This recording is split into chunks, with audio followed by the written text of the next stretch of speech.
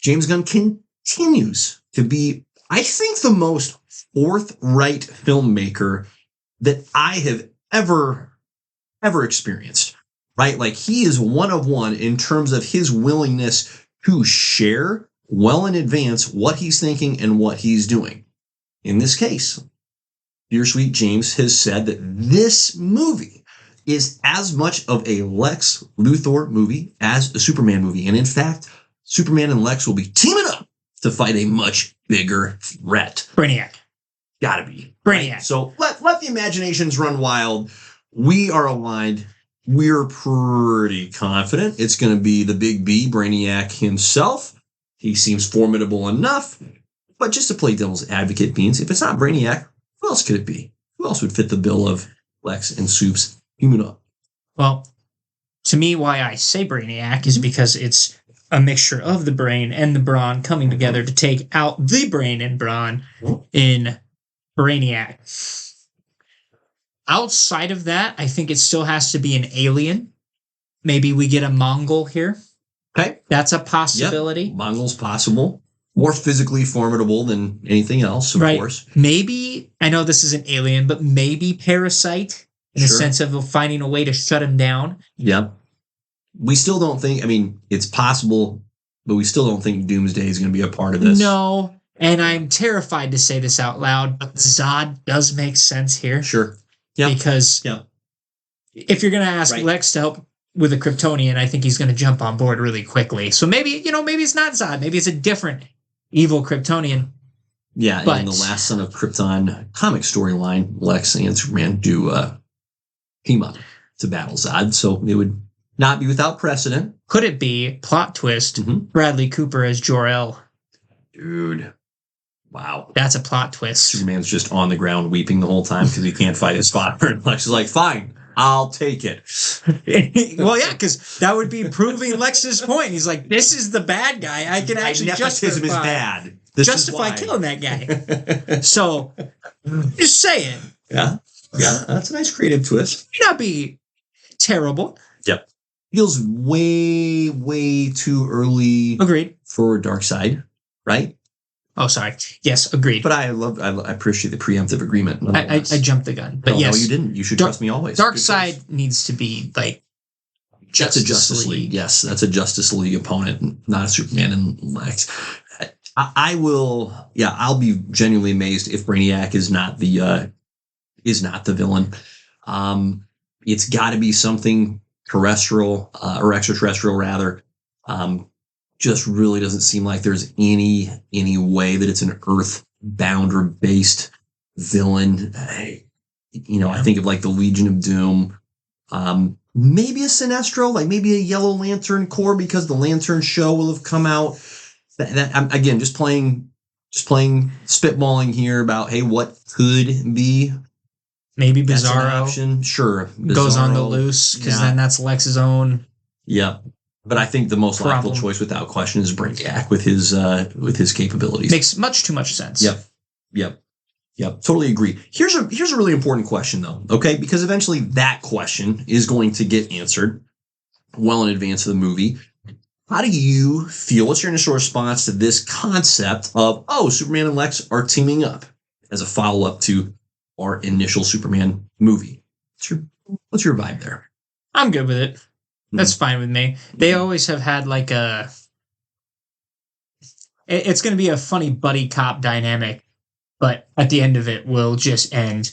Sometimes you have those iterations. Yep. I think of Smallville. I haven't seen Smallville, but I know in that show, they pretty much made him and Lex best friends going up until they have their inevitable split to where they want to kill each other. So, I don't know. Maybe this is good for both of them to kind of see that there's more to it than just that, but then Lex gets other reasons to want to kill him, So, yeah, you also look at, there was a time Lex was trying to take the mantle of Superman entirely. We're rocking the Superman suit. So it's just, Lex has a weird dynamic. Yeah. One of Lex's favorite pivots in the comics is when he cannot directly destroy Superman by just straight up, oh, I killed you, he indirectly takes the indirect approach of, I'm just going to be better than you at what you're doing. I'm going to save the world better than you could ever save the world. And he tries to accomplish that and gain public favor, but he's obviously an enormous narcissist. And so it never quite works out the way that he thinks it should, because like any narcissist, he insists that you give him the praise, right? He's not, speaking of not being good at waiting, he's terrible at waiting for someone to give him the credit. He's like, I'll take it now. And it's in advance. It's like, Lex, just wait a beat. Like, you've almost won. You've actually almost done it, but just hang on. Like, no, give it to me now. Everybody, can you see? I am better than Superman. You're welcome. And they're like, but we haven't won yet, Lex. And also, now you're ruining it. Can't you just see them together being like, Lex is like, I'm going to beat him before you do. Yeah. And Superman's like, that's not the point. Yeah. So, friend of the pod, Saul, had I thought, a valid take where he said, hey, let's take a movie off from Lex so that we can develop other characters within that world. And I think that's valid. And I think if that was the path that James Gunn was choosing to go, I would have zero qualms with it. However, since James Gunn is going the opposite direction of what Saul's proposing and saying, hey, no, we're leaning into the Supes and the Lex, I understand why Nicholas Hoult was great as Lex Luthor.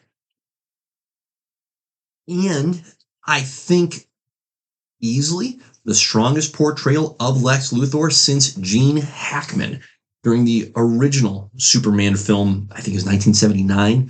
Forget the exact date. Like, Kevin Spacey was fine in Superman Returns, but Nicholas Hoult was very solid. So I totally understand hey, let's lean into your strengths. And we're in a season for the DCU where productivity matters. On the one hand, as we've discussed, do not overdo it, right? Don't pump out 4 movies a year. But with the momentum that has been gained, the greatest enemy of momentum is time. The longer you wait, the more momentum wanes. And so James Gunn is going, listen, we got a good thing going with David Corenswet as Superman and Clark Kent. We've got a great thing going with Nicholas Hoult as Lex Luthor. Let's keep pushing that ball together. So I totally understand. And thinking back on the Superman movie, there wasn't a lot of shared screen time with Lex and with Superman, a lot of separate screen time. So we're getting 2 characters that we've already seen a good chunk of, but to put them in the same space together for a not insignificant period of time, it's going to be a great way to challenge Superman's character, right? Because Lex Luthor tried very deliberately to kill him and killed people that mattered to Superman. So, okay, how much are you willing to forgive, big guy? Because Lex has earned your wrath, right? So can you withhold that? Can you grow as a character? And for Lex Luthor, it's like, so what really matters, right? Are you actually in it for the good of Earth, as you say, or are you just in it for yourself? Because if that's the case, we're just going to lock you up. So it's also going to challenge Lex in a certain capacity. So already the premise is rich with character development opportunities. Now the key is give them a common villain that is formidable enough to be worth their combined efforts and energies. Yeah, and I think Soul's biggest concern too was that Lex would be the main villain again. Yes. And hearing them team up together, exactly. That's like, okay, that takes Lex off as the villain. Exactly. Yes, he's still not a great guy. Yes. Good distinction. Very important distinction. However, you know that the backstab is going to happen at some point. Now, whether it happens after the movie and he like steals a little bit of Brainiac tech, or he does it right before and does something else with Brainiac when he switches sides. With Brainiac the whole time. Also possible. Yeah. But I also think you need an out for Lex to get out of prison and back into the world to do shenanigans that like he likes to do. Because it's hard to do shenanigans when you have nothing in prison. This would be such a fun space for Batman in this world to emerge. And just when Lex thinks, I got him, backstabbed him, Batman shows up. Nope. No, you didn't. No, you didn't. Just, I did not hear. That's right. From the top rope. You knew that the backstab command 3 moves before you did. I mean, Lex in the comics is just the worst teammate ever because he's very effective. And so there is a legitimate part of you that goes, man, we want this guy's talented. We want this guy on the squad. Like, he's really helpful. But then he's so selfish with everything that he does. And he's always not looking out for the good of the team. Even though he's telling you, no, I'm a good teammate. I am. I want to be part of the team, guys. I can do it. Trust me. He's never trustworthy. Or to anybody, heroes and villains that he partners with, he backstabs them all because he's always out for number one. Always. Every time. Without fail. So he is a phenomenally excellent choice for a team up because in a movie or in a comic, he's going to provide drama just by being there. Yeah. Perfect choice. I will be curious to see, too, who the supporting cast is because I think with Brainiac being the powerhouse that he is, you're going to need a couple more. And I'm sorry, I don't think the Justice Buddies are going to be able to get this one done. I think this is going to take Supergirl as well.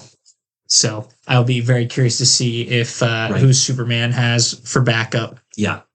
It's a great question. Like, what will the scope of this movie be? Because obviously the first Superman movie was very, I'm going to say, constrained in its scope. Like, it wasn't small, but it didn't exceed its boundaries. Like, it knew what it needed to stay within.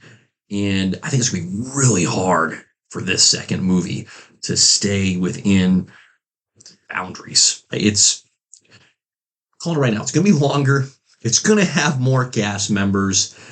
And good. For as much as we are going to get Superman and Lex as the primary reason for why this story exists, I think we're going to see even more screen time for supporting characters than what we had in the first Superman movie. And I'm not disappointed in that, by the way. Yeah, but also Lois is not going to be able to dismantle Brainiac with an article. That card has been played. Jimmy and Lois, you done good. And we're going to need you on the sidelines. Brainiac wears socks to bed. No!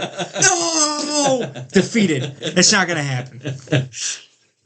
Yeah, it's going to be tougher to have such a formidable contribution. But to be determined, obviously, plenty of time between now and somehow this movie is coming out in 2027. Love it. Which is... We're spoiled. Wild. We are super spoiled. And between now and then, we'll have seen the Supergirl movie. We'll have seen Lanterns. Is the Clayface movie coming out before this one? I think so. I think so. What in the world? Wow. Buckle up. That's going to be fun.